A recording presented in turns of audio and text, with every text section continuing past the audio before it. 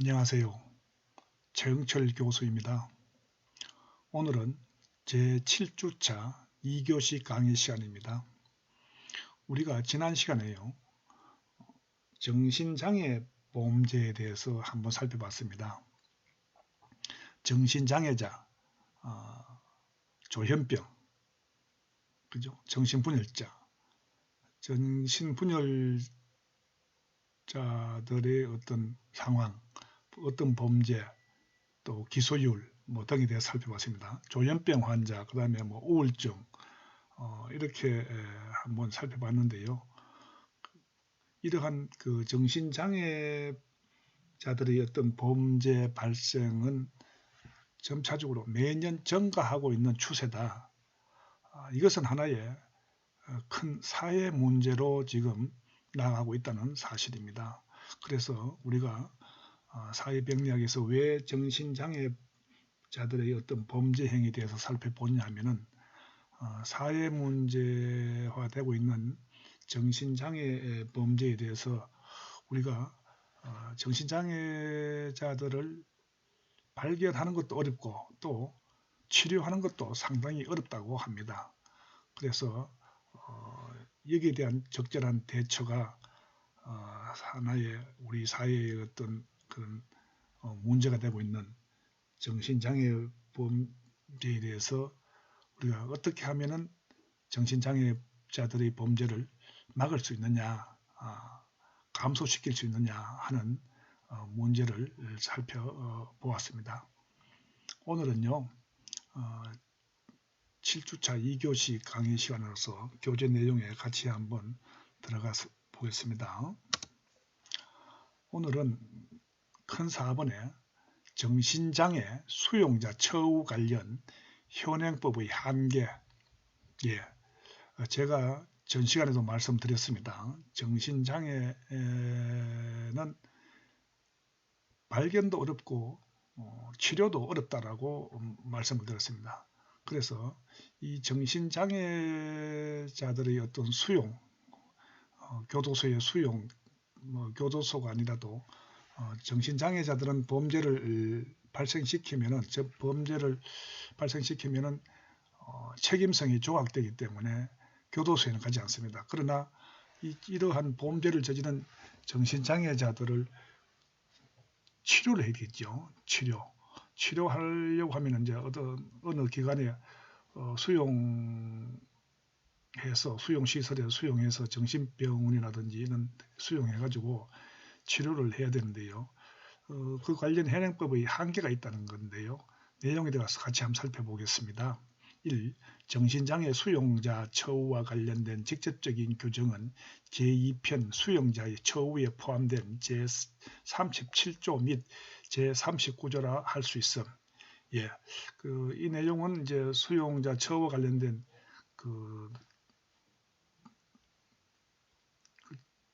직접적인 규정인데요.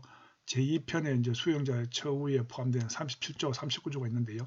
37조, 제39조는 조금 있으면은 같이 한번 살펴보도록 하겠습니다. 잠시 후에 살펴보도록 하고요. 2번에 들어가서 정신장애 수용자에 대한 주요 내용은 제16조 수용자 건강검진 및 신입자 건강검진 의무 규정, 제20조 다른 교정시설로 이송, 또 제37조 외부 의료시설 진료 및 치료 감호시설로의 이송 등임. 그렇습니다. 정신장애 수용자에 대한 주요 내용 16조에 보면은 수용자 건강검진, 정신장애 수용자죠.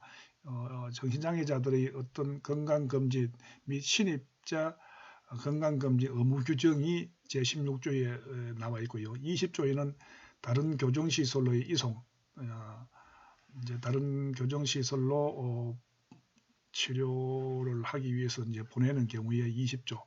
그 다음에 제37조는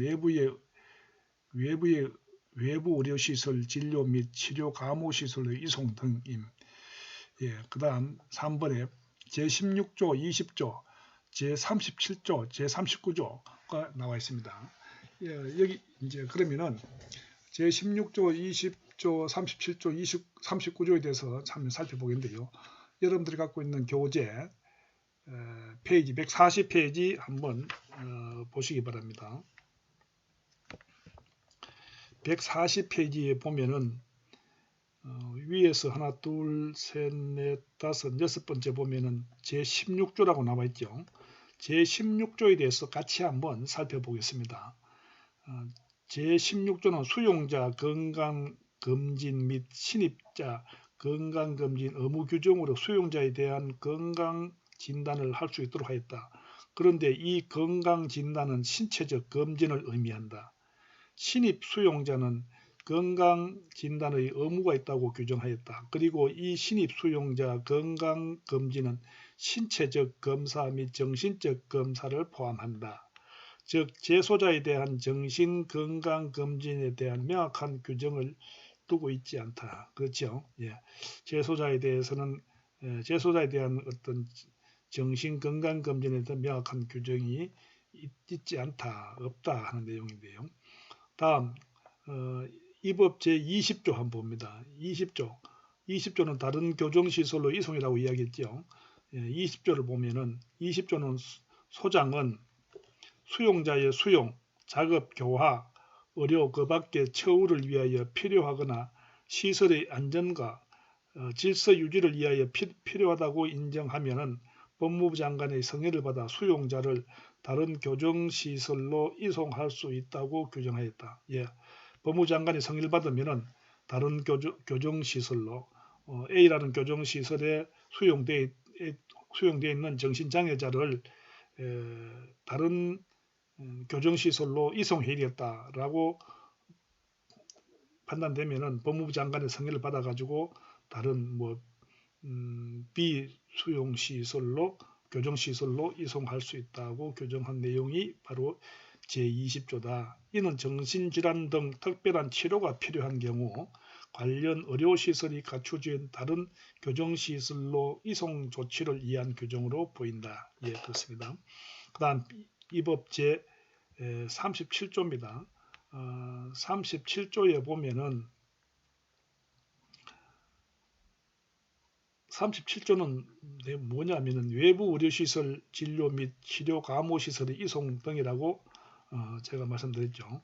이 37조는 수용자에 대한 외부 진료 기회 부여, 정신질환 치료를 위한 감호시설로의 이송, 치료 감호시설 이송자에 대한 수용자에 준한 처우에 대하여 규정하고 있다.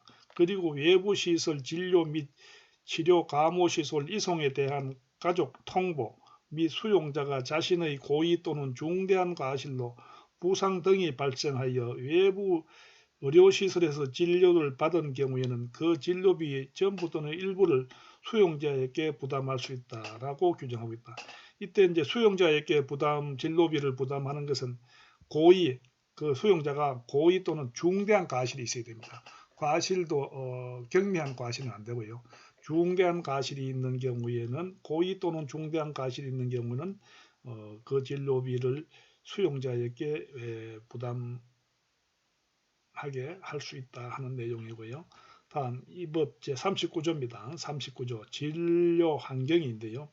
39조는 교정시설에는 수용자의 진료를 위하여 필요한 의료 인력과 설비를 갖추어야 하며 소장은 정신질환이 있다고 의심되는 수용자가 있으면 정신건강의학과 의사진료를 받을 수 있도록 하여야 하며 외부 의사가 수용자를 진료하는 경우는 법무부 장관이 정하는 사항을 준수하여야 하며 교정시설에 갖추어야 할 의료설비의 기준에 관하여 필요한 사항은 법무부령으로 정한다.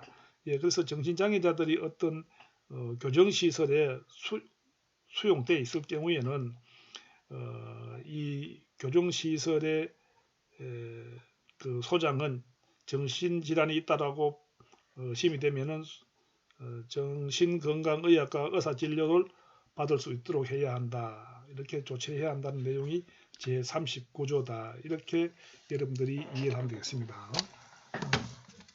그 다음 또 동영상 그 교재 내용에 들어서 큰 5번째입니다. 큰 노.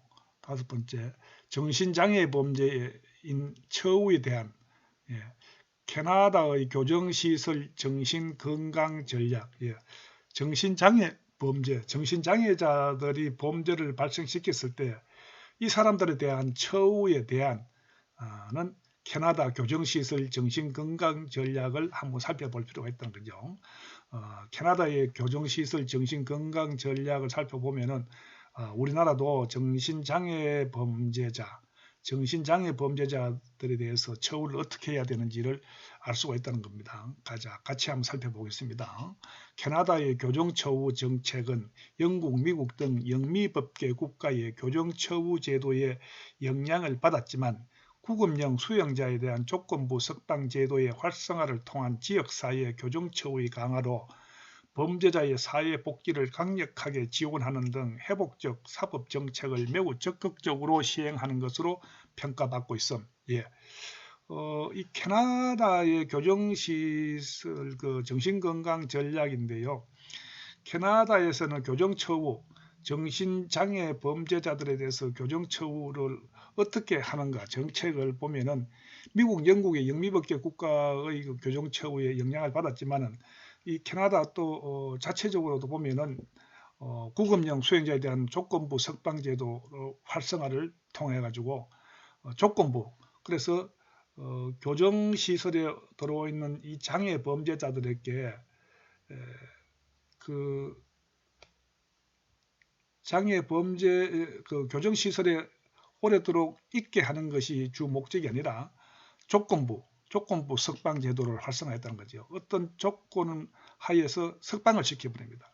석방을 시켜가지고 이 범죄자들이 사회 복귀를 강력하게 지원했다는 겁니다. 그래서 이 정신장애자들이 그 사회 복귀에 빠르게 사회 복귀할 수 있도록 조건부 석방 제도를 활성화했다. 그래서 이러한 캐나다의 어떤 그 회복적 사법 정책으로 인해 가지고 상당히 이 캐나다는 구금형 수용자에 대한 교정처우 제도 그 정책이 상당히 잘 추진되고 있다. 이렇게 볼 수가 있겠죠.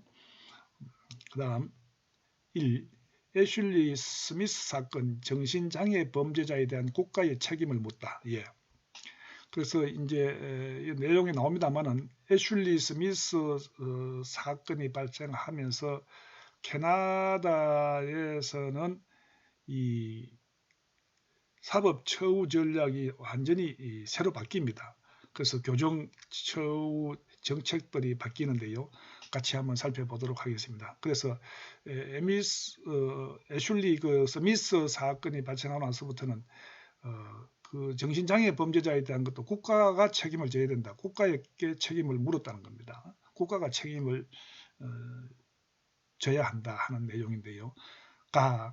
캐나다의 정신장애 범죄자에 대한 별도의 사법 처우 전략의 필요성을 더욱 촉발한 계기는 애슐리 스미스 사건이라고 할 수 있습니다.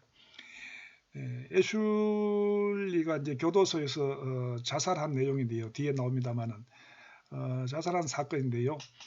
이 사건이 발생하고 난 뒤에 캐나다 그 정신범죄자에 대한 그 사법 처우 전략이 완전히 바뀌었다는 겁니다. 그래서 애슐리 스미스 사건이 하나의 계기가 되었다. 이렇게 이해하면 되겠습니다. 다음, 애슐리 스미스는 여자 교도소에 수용된 19세 여성으로 2007년 10월 19일 교도소에서 목을 메고 자살한 상태로 발견. 이 애슐리 스미스는 여자 교도소에서 이제 목매 가지고 목을 매서 자살한 사건인데요. 다음 내용을 한번 보겠습니다. 이에 따라 교도소장 및 부소장은 파면되었고 4명의 교도관 및 감독관 등은 과실치사 혐의로 기소되었지만 1년 뒤에 철회되었음. 애슐리 스미스 그 여자 교도소에 수용된 19세 여성이 목매 가지고 자살한 사건이 발생하고 난 뒤에 교도소장, 부소장은 파면되었어요. 파면되고 4명의 교도관 및 감독관은 가실치사임으로 기소되었지만 나중에 그 자살한 애슐리 스미스의 부모들과 이게 합의로 인해 가지고 1년 뒤에 뭐 철회되기는 했습니다만은 이 사건이 굉장히 그 교정처우 정책의 하나의 중요한 계기가 되었다 이렇게 볼 수 있겠죠. 다음 2013년 12월 19일 스미스 자살 당시 근무교도관 등은 살인죄로 처벌하도록 판결하였습니다. 2013년 12월 19일 스미스 자살 당시 근무했던 그 교도관은 그 스미스가 목매 자살하도록 그것을 발견하지 못했다는데 책임을 물어가지고 여기서 살인죄로 그 교도관을 근무했던 교도관을 살인죄로 처벌하도록 판결했다는 내용입니다. 또한 캐나다 교정국에 의하여 104개 조항의 개선책을 마련하도록 권고.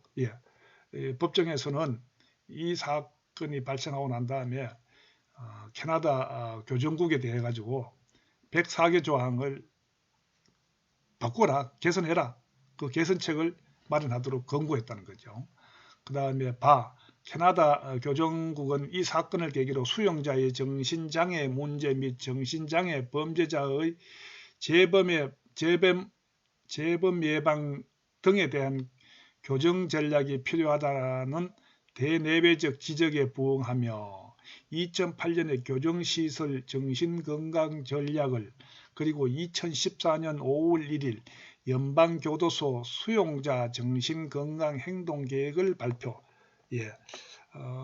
애슐리 스미스 사건이 발생하고 난 다음에 이 캐나다 교정정국은요 상당히 교정 정책이 이제 변화되었다, 바뀌었다 이렇게 볼 수 있겠죠. 그래서 수용자의 정신장애 문제라든지 정신장애 범죄자 재범 예방이라든지 여기에 대해서 교정 전략이 필요한데 대내외적 그 지적에 대해서 부응하면서 2008년에 교정시설 정신건강 전략을 발표했고 또 2014년 5월 1일에는 연방교도소 수용자 정신건강 행동계획을 발표를 해가지고 완전히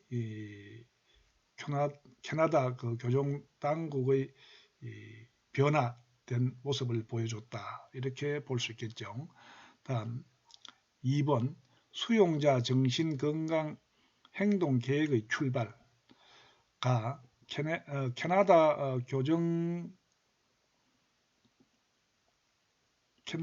교정국은 2014년에 수용자 정신건강 행동계획을 발표.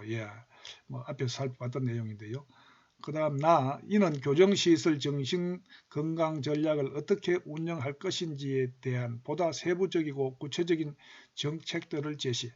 그래서 캐나다 교정국은 2014년에 수용자 정신건강 행동계획을 발표하면서 어떻게 운영할 것인지 세부적이고 구체적인 아주 정책들을 제시했다는 겁니다. 그래서 애슐리 스미스 사건이 하나의 큰 계기가 되었다 이렇게 이해하면 되겠습니다.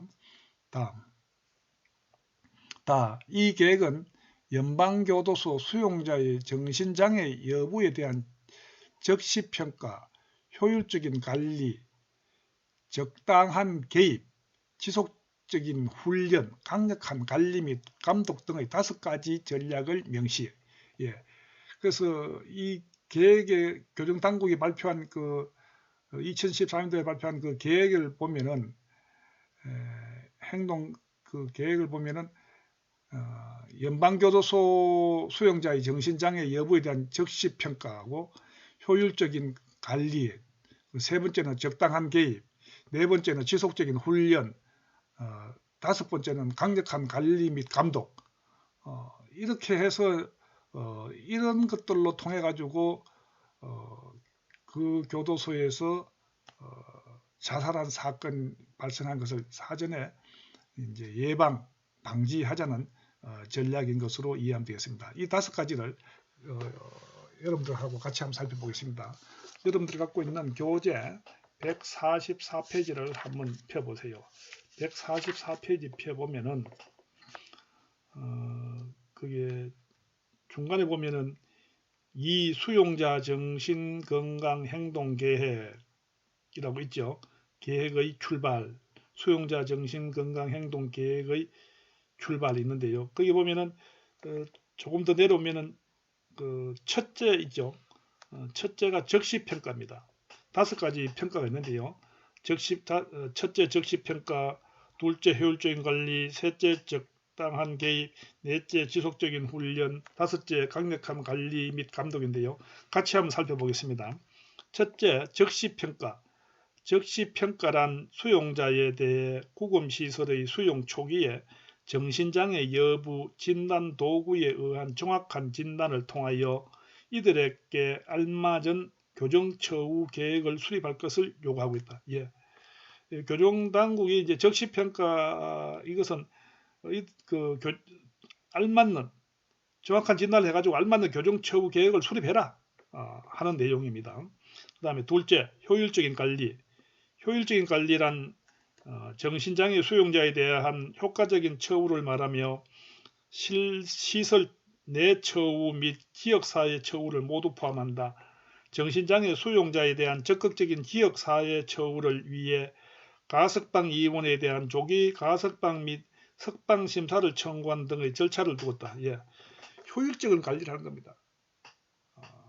어떤 사람은 그 교정 시설에서 좀 더 오래 머무르게 하는 것이 더 효과적이다라고 할 때는 더 오래 머무르게 할 수 있고, 아니다, 이 사람에 대해서는 빨리 가석방 시켜가지고 사회에 나가는 것이 제 사회와 사회에 적응하는데 빠르다라고 생각하면은 과감하게 석방하는 그런 절차를 두었다는 거죠. 그래서 효율적 관리입니다. 그래서 효율적 관리라고 하는 것은 정신장애 수용자입니다.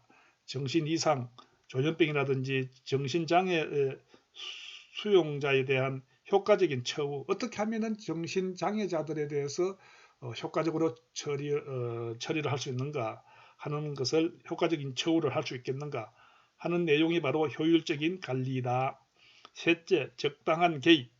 적당한 개입이란 정신장애 범죄자의 석방 이후 재범을 억제 또는 감소시킬 수 있도록 설계된 교육 및 사회 처우 프로그램을 개발하고 시행하는 것을 말한다. 이는 특히 지역사회 교정기관의 보호관찰관 및 지역사회 전문 자원봉사조직 등과 연계하여 이루어진다. 예. 적당한 개입. 석방되고 나서 뭐 우리나라 같으면 석방되고 그 후에 어떤 그 정부 정책이 별로 없지 않습니까? 그죠?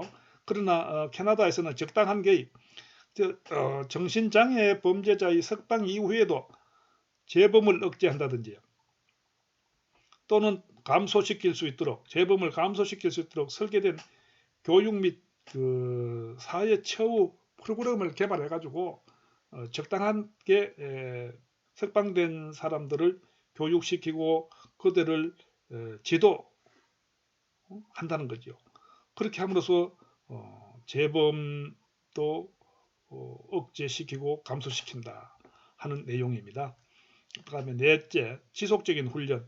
지속적인 훈련이란 교도관 및 보호관찰관에게 대한 전문화 교육 및 성과 평가이다. 이는 정신장애 수용자 및 보호관찰 대상자에 대한 재범 억제 및 시험 여부, 그리고 사회화 정도 등의 성과 및 보호관찰관 등의 전문성 정도를 평가하는 것이다. 그래서 이 지속적인 훈련, 교도관 및 보호관찰관에 대한 전문화 교육, 성과 평가입니다. 그 정신장애자들을 수용하고 있는 거기에 교도관이나 보호관찰관들이 얼마나 그 정신장애자들에 대해서 전문적인 지식을 갖고 있느냐, 그래서 그 사람들에 대한 어떤 전문화 교육, 또 성과 평가, 이런 걸 하는 것이 바로 지속적인 훈련이다. 그래서 교도관이나 보호관찰관에게 지속적인 훈련을 하고 있다 하는 내용입니다. 그죠? 그렇게 해야만이, 지속적인 훈련을 해야만이 정신장애자들에 대해서 관리라든지 이런 것이 제대로 되겠죠. 그 다음에 다섯째, 강력한 관리 감독. 강력한 관리 감독이란 교정시설 및 지역 사회센터 등의 정신장애 범죄자 처우를 위한 종합적인 운영 계획 및 지역사회 전문시설 및 전문자원 활용 여부 등을 말한다. 그래서 이 강력한 관리 감독은요, 교정시설 및 지역사회센터 등의 정신장애 범죄자 처우를 위한 종합적인 운영 계획, 지역 전문시설, 전문자원 활용, 이제 이런 것들을 말하는데요. 그래서 그 사람들이 나중에 석방되고 난 다음에도, 정신장애자들이 석방되고 난 다음에도 그들을 위해서 종합적인 어떤 프로그램이라든지 이런 것들을 개발해 가지고 계속 그들을 보호하고 돌본다는 그런 취지입니다. 그래서 지금까지 한 다섯 가지 방법에 대해서, 전략에 대해서 살펴봤습니다. 그 다음에 동영상 내용에 들어가서요, 큰 6번에 캐나다가 주는 교훈입니다. 캐나다가 주는 교훈인데요. 1.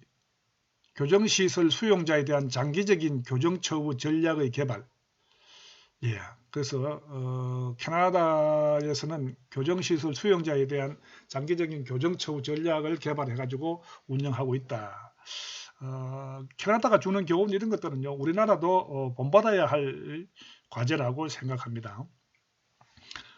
내용에 들어서 캐나다는 애슐리 스미스 사건을 계기로 교정시설 수용자의 정신장애 치료 및 성공적인 사회 복귀를 위한 거시적인 전략을 구비하는 노력을 기울여왔음. 캐나다 정부에서는 애슐리 스미스 사건을 계기로 가지고 교정시설 수용자의 정신장애 치료 및 성공적인 정신장애 치료도 시키고, 또 그들이 사회 복귀, 사회 복귀를 해가지고 하나의 사회 구성원으로서 살아갈 수 있도록 그런 성공적인 사회 복귀를 위한 전략을 구비해가지고 계속 노력을 기울여 왔다는 겁니다. 그렇게 되니까 정신장애 범죄자들이 감소하고, 또 그들이 정신장애 범죄자들이 나중에 사회에 나가서 하나의 사회 구성원으로서 모범적인 사회 활동을 하더라는 내용입니다. 다음, 특히 2012년에 발표한 교정시설 정신건강 전략을 통하여 향후 캐나다의 정신장애 수용자에 대한 처우 정책의 틀을 형성하였으며, 이를 실현하기 위한 집행 전략을 구분하여 제시함으로써 정책의 체계성을 확보. 그렇습니다. 캐나다 정부에서는 2012년에 이제 교정시설 정신건강 전략을 발표를 했지요. 통해 가지고 캐나다의 정신수용자에 대한 처우 정책의 틀을 만들었다. 이렇게 이해하면 되겠습니다. 그 다음에 연방정부와 지방정부 등 파트너십 형성. 그렇죠. 연방정부와 지방정부 간의 파트너십을 형성했다는 겁니다. 서로 보완관계, 서로 도우면서 서로 보완하는 그런 관계를 형성했다. 이렇게 이해하면 되겠습니다. 캐나다는 연방범죄자에 대한 교정처우는 연방정부만이 책임 소관이었으나, 정신장애 범죄자에 대한 처우의 경우 주정부의 지역 의료시설을 이용하는 등 파트너십을 형성했다는 거죠. 캐나다 정부는 연방범죄자에 대해서는 교정처우는 연방정부만이 책임 소관이었었는데, 이 연방정부와 지방정부 간의 파트너십이 형성되면서 지방정부의 의료시설을 이용하면서 서로가 파트너십을 발휘했다. 이렇게 이해를 하면 되겠습니다. 다음 정신장애 범죄자에 대한 장기적이며 근본적인 치료를 통하여 궁극적으로 이들의 재범을 예방하고 사회복귀를 도움으로써 지역사회 범죄 예방 비용 절감. 예, 그렇습니다. 장애 범죄자에 대한 장기적이고 또 근본적인 치료를 통해 가지고 재범을 예방했죠. 정신장애 범죄자들에 대해서 장기적으로 근본적인 치료를 했다는 거죠. 근본적인 치료를 하니까 재범률도 감소하고 또 그들이 사회에 나와서 사회 하나의 구성원으로서 정상적인 사회 활동을 하는 데 많은 도움을 줬으며 또 지역사회의 범죄 비용 절감도 되었다는 내용입니다. 그래서 이 애슐리 스미스 사건이 캐나다 정부에 준 그 영향이 매우 크다, 이렇게 이해하면 되겠습니다. 다음,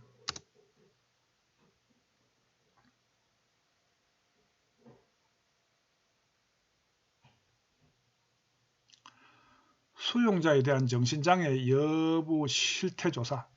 예. 수용자에 대한 정신장애 여부 실태조사입니다.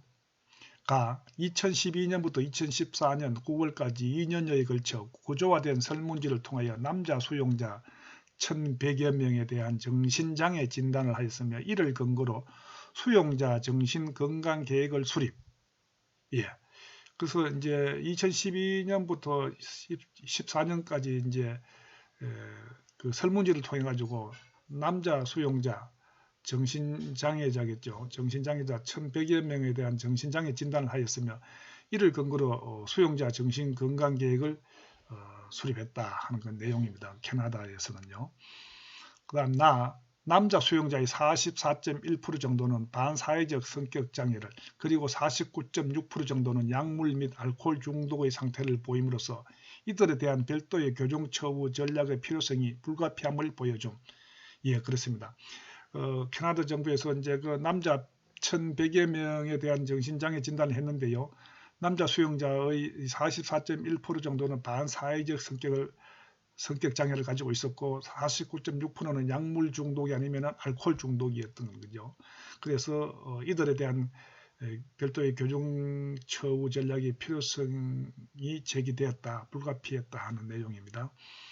다음 제9장 핵티비즘 혹은 어나니머스인데요. 이게 이제 문제의 출발, 이제 큰 일본에 가서 문제의 출발인데요. 작은 일본에 가서 핵티비즘에 대한 설명인데요. 같이 한번 살펴보겠습니다. 정치, 경제, 문화, 사회적인 목적을 위해 자신의 지향성과 노선을 달리하는 정부나 기관, 기업, 단체 등의 인터넷 웹사이트를 해킹하는 행위입니다. 그래서 이것은 자신들이 속해 있는 단체나 어떤 기관들이 그 자신들의 어떤 지향성과 노선이 맞지 않다고 해가지고 정부나 기관, 기업, 단체들의 그 인터넷 웹사이트를 해킹하는 경우입니다. 그래서 이거는 뭐 정치적으로도 할 수 있고요. 정치적으로 나와 뜻이 맞지 않다. 이런 단체나 뭐 정부에 대해서 얼마든지 인터넷 그 웹사이트를 해킹할 수 있겠죠. 뭐 문화, 사회 이런 마찬가지입니다. 이제 여기 이제 예를 들면은 전에 우리나라의 소고기 그 광견병, 강우병, 소고기 강우병 사태 때도요 이러한 현상들이 일어났다고 합니다. 그 다음에 해커와 행동주의의 합성으로 합성으로 인터넷이 일반화되면서 나타난 새로운 유형의 정치적, 사회적 행동주의를 말한다. 그렇죠? 정치적, 사회적 행동주의. 자기 행동을 나타내는 거죠. 행동을 하는 거죠. 해커와 행동주의 합성어인데요. 그 다음 페이지 보겠습니다. 기존의 정치, 사회 운동가들이 인터넷 대중화 바람을 타고 인터넷 공간으로 활동 영역을 넓히면서 나타나기 시작하였는데 자신들의 정치적 목적을 달성하기 위한 수단으로 특정 정부, 기관, 기업체, 단체 등의 웹사이트를 해킹해 서버를 무력화하는 일련의 행위 또는 그러한 활동 방식을 말함. 이것이 이 핵티비즘의 내용입니다. 핵티비즘이 뭐냐? 여러분들 이해가 됩니까? 예, 그래서 이제 기존의 정치 사회 운동가들이 이제 그 대중화 바람을 타고 인터넷 공간으로 활동 영역을 넓혀지면서 정치적 목적 또는 사회적 어떤 목적을 달성하기 위한 수단으로 뭐 정부나 기관이나 기업체 단체 등의 이제 웹사이트를 해킹해 가지고 서버를 무력화시키는 이런 활동 방식, 이것을 가지고 핵티비즘이라고 한다. 이렇게 이해를 하면 되겠습니다. 그래서 이제 우리나라에 대해서도요, 중국에 있는 그 해커들이 들어오는 경우도 있고요. 북한에서도요, 이 해커들이 우리나라의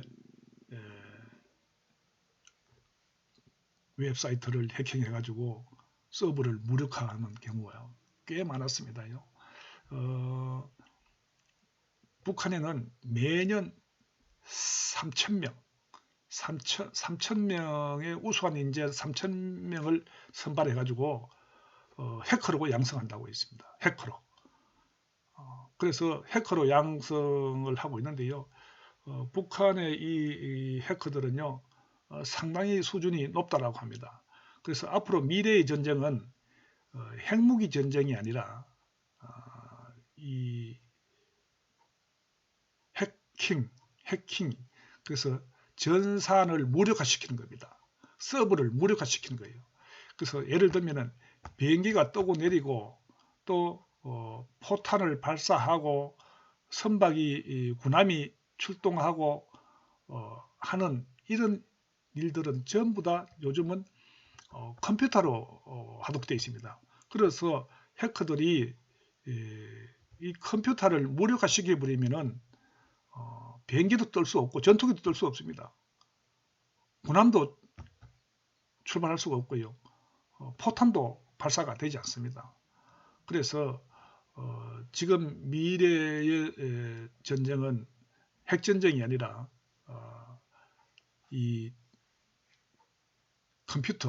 컴퓨터를 무력화시키는, 전산을 무력화시키는 하나의 그 전쟁이다. 그래서 그 컴퓨터의 인터넷 공간에 어떤 웹사이트 같은 걸 해킹하듯이 서버를 무력화하듯이 컴퓨터를 완전 전산을 무력화시켜 가지고 아무것도 전쟁에서 할 수 없도록 만든다는 거죠. 그 다음 중국 또는 북한 댓글 부대가 한국 여론 조작. 예, 그렇습니다. 중국이나 북한 댓글 부대가 한국 여론 조작을 한답니다. 그래서 한국을 여론 조작하는데도요, 우리가 볼 때는 이 여론 조작, 여론에 보면은 한국 사람이 하는 것처럼 보이지만은 그것은 중국 사람 아니면 댓글 부대가 북한 사람이라는 거죠. 북한 사람들이 해커들이 댓글을 달아가지고 한국의 여론을 조작한다는 겁니다. 정치적으로나 뭐 여러 가지 사회적으로 모든 면에서 이러한 현상들이 지금 발생하고 있다는 겁니다. 실제 우리나라도 많이 발생하고 있답니다. 또 대만 총선 여론 조작을 했는데요. 이것은 중국에서 이제 했는데요. 대만 총선 여론 조작한 거죠. A 후보, B 후보가 있으면은 그 중국 측 입장에 봤을 때는 A 후보가 더 당선되길 바라면은 A 후보에게 호의적이고 B 후보에게는 비판하는 그런 댓글 달고 여론을 조작했다는 내용입니다. 그 다음 2. 어나니머스란 미국, 영국 등 세계 모든 국가에서 활동하는 인터넷 해커들의 집단. 예, 인터넷 해커들의 집단입니다. 인터넷 해커들의 집단을 가지고 어나니머스라 한다. 익명이란 뜻의 어나니머스는 낱말 끝 자체로는 익명입니다. 익명. 누군지는 알 수 없어요. 자기들은 이름을 밝히지 않습니다. 익명을 하는 거죠. 전 세계에 점조직으로 있으며 회원은 한 3,000명 정도로 추정된다고 합니다. 어나니머스. 예. 그 다음 3. 핵티비즘이 추구하는 기본적인 성향이 매우 정치적이며 반기업주의적이라는 것은 이미 이들의 슬로건이나 행동 양태에서 드러나. 예, 그렇죠. 핵티비즘은 매우 정치적이고 반기업주의적이라는 거죠. 예. 그 다음에 4번. 이들의 행동 양식은 한 국가, 기업, 개인의 안전을 위협한다는 측면에서 인간의 폭력성 및 공격성의 또 다른 표현이라 할 수 있습니다. 예. 이들의 핵티비즘, 이들은 한 국가, 기업, 개인의 안전을 위협한다는 측면에서 인간의 폭력성입니다. 그죠? 공격성이라고도 볼 수 있죠. 그죠? 우리가 현실 세계에서 어떤 폭력성, 공격성이 아니라 온라인 상에서 이들은 폭력성이고 공격성을 띠고 있다. 이렇게 이해를 하면 되겠습니다. 다음. 5. 핵티비즘의 공격 대상과 공격 이유는 더욱 확대되는 추세임. 예, 그렇습니다. 핵티비즘의 공격 대상과 공격 이유는 더욱 확대되고 있는 그런 실정이다, 현실이다 이렇게 보면 되겠습니다. 2016년에는 일본의 고래잡이 정책에 항의해 일본 자동차 업체인 닛산을 공격해 닛산의 홈페이지 운영을 중단시키기도 했다고 영국의 BBC 방송 등이 보도. 예, 그렇습니다.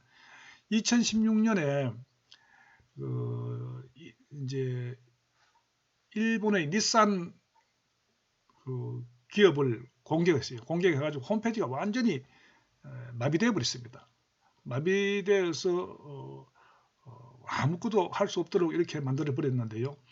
그것은 왜 그렇게 했느냐 하면은 이 핵티비즘인데 일본의 고래잡이, 일본은 고래잡이 고래 잡는 것에 대해서 반대하지 않습니다. 고래 잡는 것에 대해서 찬성을 합니다. 찬성하는 국가입니다. 우리나라는 고래 잡는 것을 지금 금지하고 있죠. 우리나라는 고래를 못 잡도록 되어 있습니다. 그래서 그린피스라 해가지고 국제적인 단체에서 일본의 고래 잡는 것에 대해서 많은 불만을 가지고 있습니다.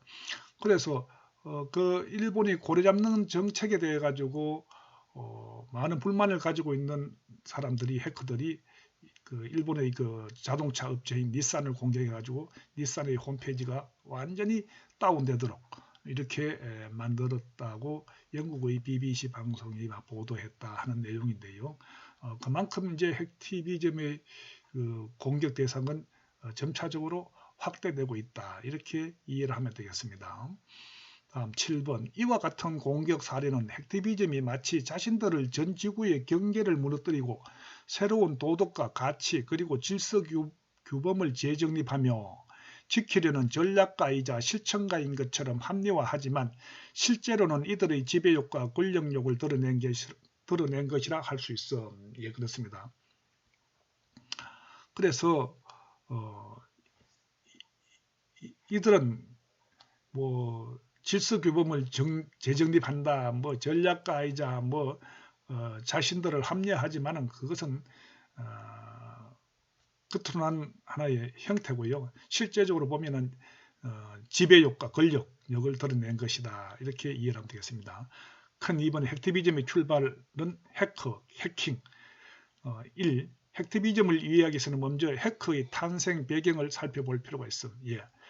2번 1946년 MIT 학생들을 중심으로 테크모델 철도 클럽이 설립. 예. MIT 공대 학생들이죠. 1946년에 MIT 학생들을 중심으로 테크모델 철도 클럽이 설립됐는데 3. 이 클럽은 세계에서 가장 유명한 철도 클럽이지만 동시에 해커 문화를 퍼뜨린 원조이기도 함. 예.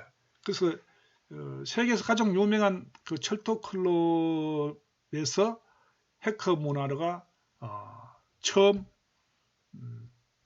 발생했다는 거죠. 해커 문화를 처음 퍼뜨린 원조라는 겁니다. 이 MIT 학생들이 중심으로 된 테크 모델 철도 클럽이 하나의 해커 문화를 발생시킨 하나의 원조이다. 이렇게 이해하면 되겠습니다. 4. 해커라는 용어는 1959년부터 MIT에 설치되었던 IBM 704 모델에 침입하여 새로운 명령어를 입력하거나 프로그램 운영 체계를 바꾸는 등의 행위를 하는 학생들을 일컫는 말에서 유래. 예, 해커라는 처음으로 이 용어가 단어가 생성된 것은 1959년도 이제 MIT에 설치되었던 IBM 704 모델에 침입하여 새로운 명령어를 입력해 본 거죠. 그 704 모델에 침입해 가지고 새로운 명령어를 입력한 거죠. 새로운 명령어를 입력하거나 프로그램 운영 체계를 바꿔버렸어요. 그러한 행위가 하나의 해킹이 되죠. 이제 해커들이 한 것이죠. 학생들이 그러한 행위를 했는데 새로운 명령어를 입력하거나 프로그램 운영 체계를 바꿨어요. 누가? 학생들이. MIT 학생들이 바꾸는데 그래서 그 학생들을 일컬어서 해커라 했다 해가지고 해커라는 용어가 그때 처음 시작되었다. 이렇게 이해를 하면 되겠습니다. 5. 핵트비즘 사례. 핵트비즘 사례는 여러분들 교재 155페이지 있는데요. 한번 읽어보시기 바랍니다. 다음. 큰 3번의 핵티비즘의 대명사 어나니머스. 어나니머스는 2013년 온라인 커뮤니티 4chan에서 익명이라는 이름으로 시작된 국제 해커 단체. 예, 앞에서도 말씀드렸습니다. 그죠? 어나니머스는 그 익명이란 이름으로 시작된 국제 해커 단체다. 이렇게 이해를 하면 되겠습니다. 이 리더도 없고 조직도 없이 분산 명령 구조를 갖고 있어 어떤 사람이 활동하고 있는지 베일에 쌓여 있다. 그랬죠. 예, 뭐 리더도 없고 조직도 없으니까 뭐 어떤 사람들이 활동하고 있는지 잘 모른다는 내용입니다. 3. 어나니머스는 각종 악행과 연루된 단체들을 대상으로 사이버 전쟁을 치르는 핵티비즘 단체로 자리 잡고 있음. 예. 4. 이들은 인종차별 단체인 KK와 사이버 전쟁을 선포하기도 하고 사이버 전쟁을 선포했다는 거죠. 그 인종차별 단체인 KK와 5번 아동 포르노를 배포하는 로리타 시티를 해킹해 회원 1589명의 정보를 공개하며 소아 성애 반대 활동을 벌이기도 했다. 그죠? 아동 포르노를 배포하는 그 로리타 시티를 해킹해가지고 거기서 나온 정보들을 공개하면서 소아 성애 반대 활동을 벌였다. 그 다음에 큰 4번에 가서 핵티비즘 시민행동주의자인가 범죄자인가. 그러면 과연 핵티비즘은 시민행동주의자인가, 시민을 위해서 하는 행동은 시민행동주의자인가 아니면 범죄자인가. 1. 사이버 심리학적 측면에서 해킹은 인터넷상에서 정보 사용의 자유 및 제약 없는 소통에 대한 믿음에서 기인된다고 전제. 예, 그렇습니다. 그 다음 2. 핵티비즘의 원인을 사이버 지리학적 측면에서 접근해 볼 수 있음. 예. 사이버 지리학적 측면에서 핵티비즘의 그 원인을 접근해 볼 수 있겠죠. 그 다음에 세 번째, 핵티비즘의 원인을 시민 행동주의적 전략으로 설명할 수 있어. 이 내용은 여러분들이 좀 더 구체적으로 알려고 하면은 페이지 160페이지에 내용이 나와 있습니다. 한번 살펴보시기 바라겠습니다. 예, 이렇게 해서 제7주차 2교시 수업을 모두 마치도록 하겠습니다. 여전히 코로나가 종식되지 않고 있습니다. 여러분들 항상 코로나 조심하고요. 현재까지 공부하다가 어렵고 이해가 되지 않는 부분이 있으면 저희의 메일로 보내주시기 바랍니다. 성심성의껏 답변 드리도록 하겠습니다. 그러면은 대면 수업 때 뵙도록 하고요. 안녕히 계세요. 감사합니다.